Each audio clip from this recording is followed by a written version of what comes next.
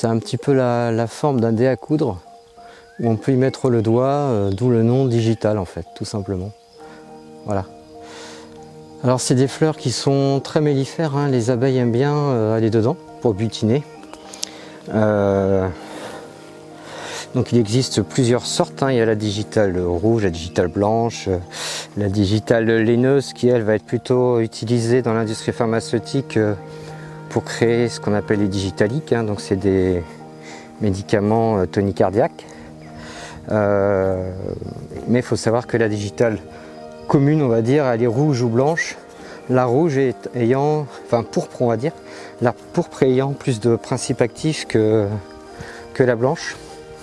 C'est plutôt la laineuse qui est utilisée dans l'industrie pharmaceutique parce que en fait elle résiste au gel, donc elle est plus facile à cultiver. Donc nous on les arrache, hein, des pâtures parce qu'on ne veut pas que nos animaux aillent grignoter tranquillement les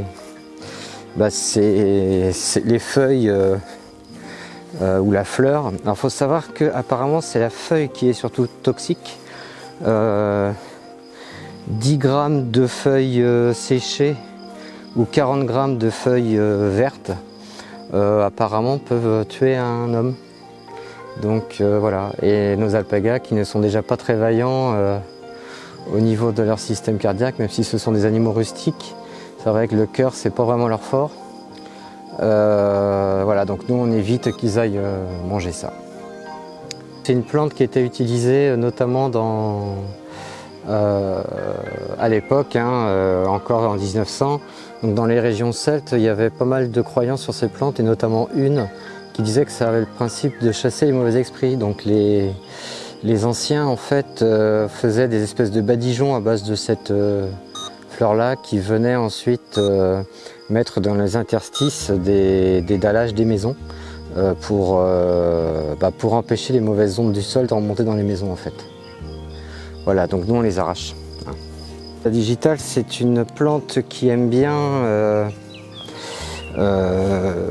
se mettre à la frontière où il y a de l'ombre et de la lumière, hein. Donc là vous voyez, là il y a l'ombre des arbres et là il y a de la lumière puisqu'il n'y a pas d'arbre à gauche. Voilà, donc ils aiment bien se mettre à l'ombre des arbres, mais également en région, voilà, où il ne faut pas qu'ils soient à l'ombre toute la journée en fait. Donc ça sur vos pâtures, ça permet de voir justement vos parcelles qui sont ombragées et la limite entre l'ombre et le soleil. On les retrouve apparemment dans toute l'Europe, mais ils préfèrent quand même les zones acides, et c'est vrai que ici en Bretagne ou en Normandie, les terres sont plutôt acides, hein, donc voilà. Alors il faut savoir que quand vous avez des hampes florales comme celle-ci, ça veut dire que ça fait déjà la deuxième année où elles sont implantées. Puisque la première année, ça va venir faire une fleur plutôt à la base de la hampe en fait, qui va commencer à naître.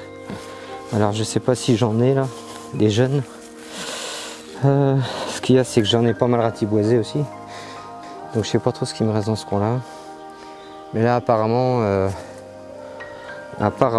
non, c'est que des... Voilà.